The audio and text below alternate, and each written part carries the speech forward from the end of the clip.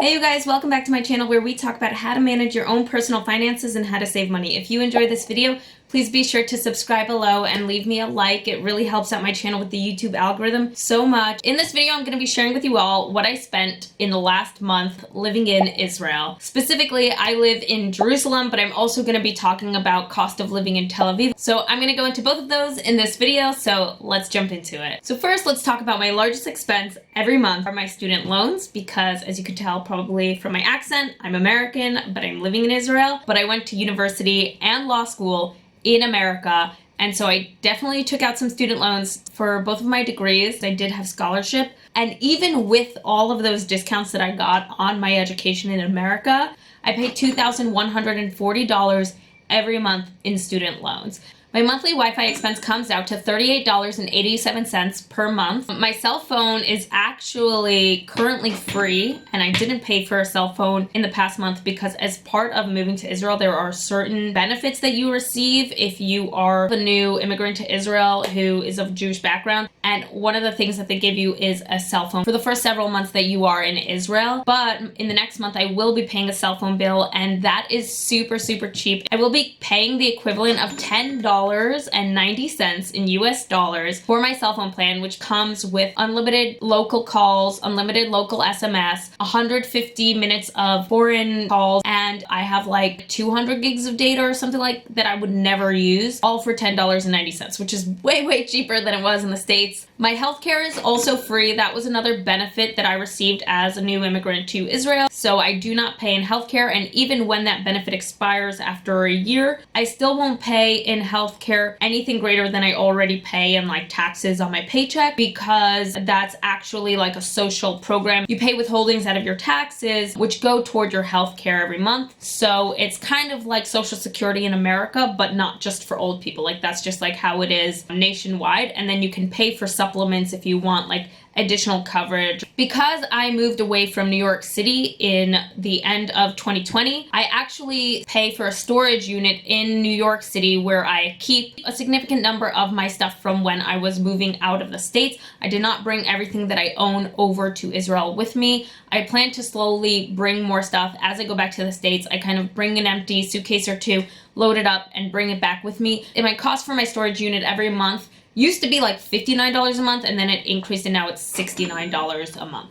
In Israel, you do get charged bank fees on your checking account, and those fees come out to like $6.50 in shekel every month, which is like less than $2 in bank fees every month, like $1.97 or something of that nature. For transportation, I don't have a car, so I don't really pay for gas, although my fiance does have a car and he pays for gas. He drives a lot more than I do. I usually during the weekdays stay within like a walking distance of our apartment. On weekends, him and I do sometimes do day trips or go some places. So sometimes I do give him a bit of gas money and chip in on that. That'll be the equivalent of like 200 shekel when I do chip in on gas. That comes to about $60.54 in US dollars a month. Now for other transportation costs, I have used the train once. I've used Get, which is kind of like the local Uber, a handful of times as well. The train ticket was roughly $13.30 in US dollars, and my car fare was $36.39 during that month. In the last 30 days, I also had some loved ones that had birthdays, so I did pay for gifts, and I spent $67.16 on gifts. I also pay for Netflix, Hulu, and AT&T TV. Total for all three of those things, I pay $98.98 in a month. Now, groceries is like one of the cheapest things in Israel, and I just like love, love, love how freaking cheap produce is. I swear to you, when I go to the local market and I buy produce, like I can get bags and bags of produce and spend the equivalent of like 20 US dollars. It like blows my mind. The amount of money I've spent on groceries in the last 30 days is $72.43, which is like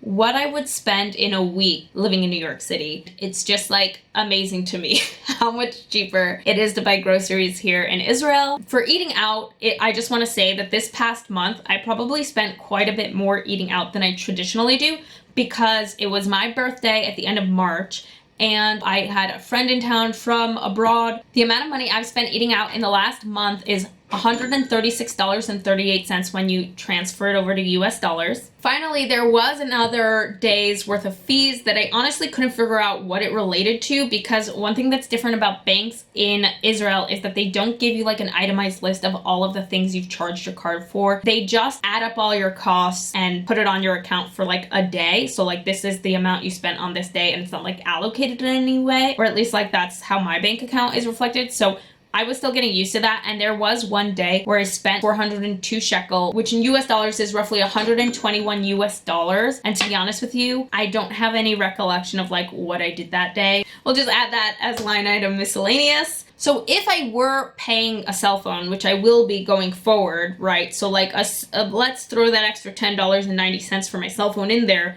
for the total anyways. That brings my monthly cost to $2,834.61, but $2,140 of that is for my student loans. What I'm actually paying outside of my student loan, basically like $700 in a month, which I think is pretty amazing, because in New York, I was definitely paying a lot more than that every month. But wait, you know how I told you that as a new immigrant in Israel, I get certain benefits? One of the benefits I receive is that I actually get a monthly allowance from the Israeli government for the first like 6 or 7 months that I am living in Israel, and I am currently still receiving that allowance. And that allowance comes to the equivalent of about $800 US dollars in a month. So I'm really only spending about $2,040 in a month. So for the time being, until that allowance runs out, I'm actually spending less than the cost of my student loans every month. You'll notice one thing I didn't mention here was rent. We are very blessed that we get to live below Nira's parents in an apartment that they own, and because of that, we have a super amazing deal on rent that is, not going to be something that you probably are going to be able to replicate. So for your purposes, and to make sure that this video is helpful to you, I am going to actually share with you the average rents that you would pay in Jerusalem and in Tel Aviv, and the average utilities you would pay, because I feel that those are more illustrative for your planning purposes if this is something that you guys are thinking about as far as maybe living in Israel or understanding what are the costs actually associated with Israel. Now in Jerusalem, a studio in the city center that's furnished, that's about 500 square feet, is going to cost you probably about 4,500 shekel, which is roughly like 1.4 thousand or 1.5 thousand US dollars a month. And that same studio further away from the city center is going to cost you about 3,500 shekel a month, which is roughly 1,000 US dollars a month. Now a place twice that big with like roughly 2 or 3 bedrooms instead of just like a studio or 1 bedroom is going to probably cost about 5,000 shekel outside of the city center, and then about 6,000 shekel in the city center. So that's going to be roughly 1,500 US dollars to about 1,800 US dollars, depending on location. Now in Tel Aviv, those numbers are quite a bit higher. In the city center, for that like 1 bedroom / studio situation that's about 500 square feet, so you're going to pay roughly 5,000 shekel, which is about 1,500 US dollars. Outside of the city center for that same apartment, you're going to pay roughly 4,000 shekel, which is about 1.2 thousand US dollars. Now for like the 2 to 3 bedroom unit that's more like 900 square feet inside of the city center, you're going to pay roughly 8.6 thousand shekel, which is 2.6 thousand US dollars. And then outside of the city center for that same unit, you're probably going to pay 6.5 thousand shekel, which is close to 2,000 US dollars. Now, it's pretty normal for folks to actually like stay living at home longer in places like Israel, because a lot of folks are saving up for a mortgage on a home, and salaries in Israel are lower than they are, for example, in the States. And then you have to put more money down up front on a home. And homes actually cost about as much as they do in all of the major cities in America, like especially in the major cities in Israel. You have to put down like 25% as a first-time home buyer in Israel, and then 40% for any home you purchase after that. So, which is like absurd, right? In America, you can like get away with putting 3% down on as a first-time home buyer. And so it's like a total different world. It actually like costs way more to buy a home, or at least put money down on a home in Israel, and you're doing so on lower salaries. So a lot of people do save money where they can as far as rent goes, so that they can own a home sooner, because otherwise it would basically become like impossible to do that, especially with my very high student loan payments. I used to live in New York City. It was way more expensive. So I'm definitely saving a lot more money living here. and I'm very happy with my financial situation while living here. So if you enjoyed this video, as always, please be sure to subscribe. Please leave me a like. I cannot tell you how much I appreciate it. It really means the world to me, and it helps me out so much with the YouTube algorithm. And feel free to leave some love in the comment section. Thank you all so much for watching. Catch you in the next one.